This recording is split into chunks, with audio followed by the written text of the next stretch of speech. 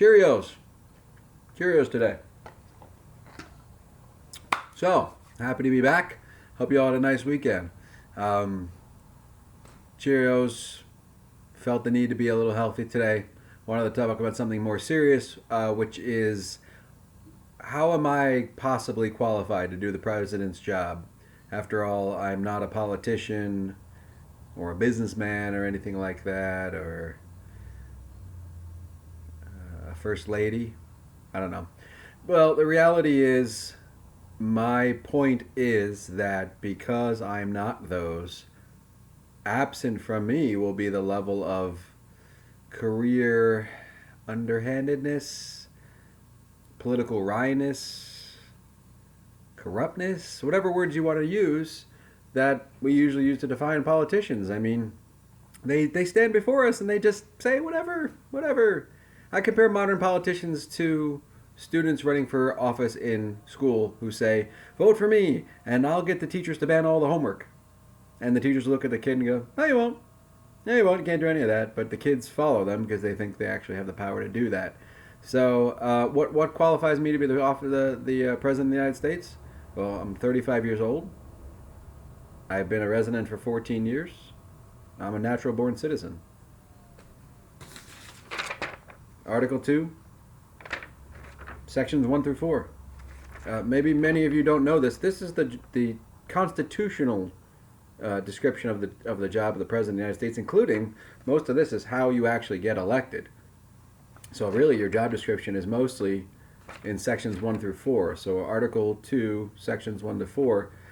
The executive branch has been expanded by fiat or court decision or anything like that throughout history, and there's a lot. It's a bigger office maybe than it started, but that's actually maybe something that I think shouldn't be the case because you created this office that wasn't in the original intent. Not that everything constitutional has to be in terms of original intent, but there's a lot of room for maybe rolling back some powers that the president, again, is insinuating he has that maybe he really shouldn't.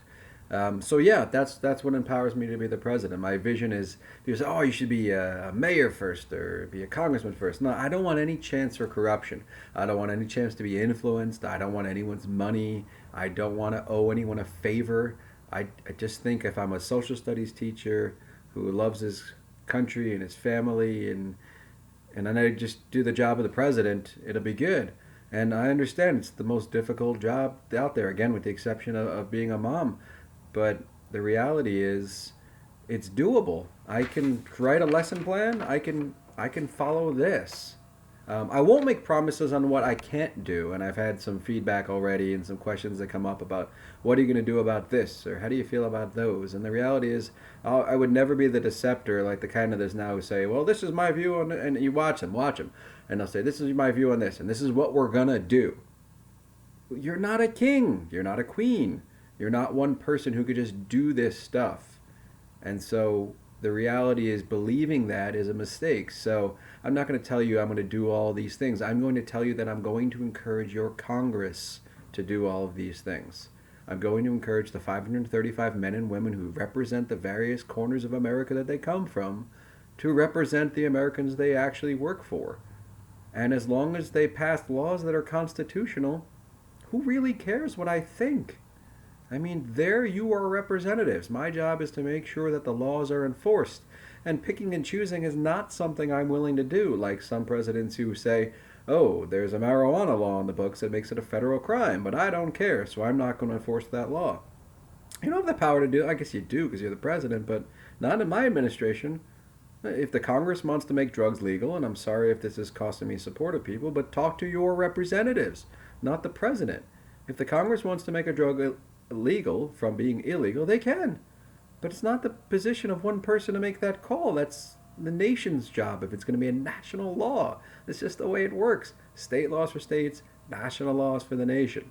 So I can't pretend like I'm going to be. So I just don't really. I mentioned I'm not good at lying. I'm not going to tell you something that's not going to be true. The office of the president I often describe as, and others have as well. the captain of a ship that's running really well, like a perfectly well-oiled, well-groomed ship in the Navy, where everyone kind of does their job and knows their thing, and the captain's the most important person on the ship in terms of decision making, and in terms of picking where we're going to go, and in terms of reacting in the case of a crisis. But let's face it, the day-to-day operation of the ship is really handled by hundreds of other people, depending on the size of the ship, maybe thousands of other people. The captain is not swapping out valves that go bad. The captain is not sweeping floors. The captain's not making sure everybody's fed. The captain's making sure the people in charge of those people are doing their job, and that's something I can do. So when it comes to running the nation, my whole point is that it shouldn't be the person at the helm necessary. It shouldn't be the one person telling 330 million Americans what they think we should do. It should be the representatives that work for those people, whether on a congressional level or state level. But it never should be one person. That goes against the original belief, against the power of a tyrant. So my job isn't to provide all the answers. My job is to tell you honestly that you are voting for people who have answers in the Congress. They're elected. Your representatives every 2 years. You can change your mind every 2 years. Or your senators you can have a little bit more longevity with. And you can get them to do what you want. You have to be vocal. You have to be a civically minded citizen and make yourself heard. I write to my congressman all the time. They get back to me. It's cool. So maybe it's something more of us need to try to do. But I promise you, if the Congress that's elected by the people has a will to do something that's constitutional, I don't have to like it to enforce it. I'm aware of that. Any parent's aware of that. Any teacher's aware of that. Anybody with a boss is aware that you don't always do what you like.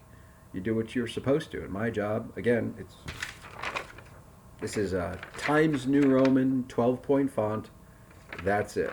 That's your job as president. So the expansions that have happened under the various cabinet departments aside, and then there are some serious issues there. Department of Defense is obviously not described there. Homeland Security, Interior, Education is not described there. But isn't that the job of the captain to make decisions about who is going to handle that part of the ship, or in this case, that part of the nation? And that's also a decision I won't take lightly. And the beauty of my campaign in the Common Sense Party is I don't have to care whether you're a Republican or a Democrat or a liberal or a conservative or a libertarian. If you're working for me, you're working for me because you have good ideas that make sense.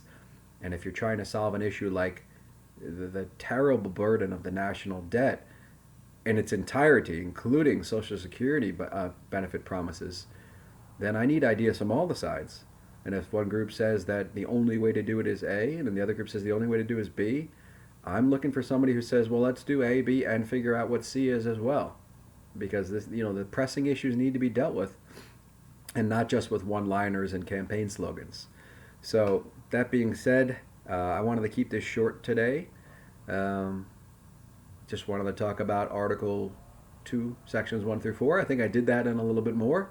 So happy, rainy, cloudy Tuesday from here in New England. And thank you for all the feedback.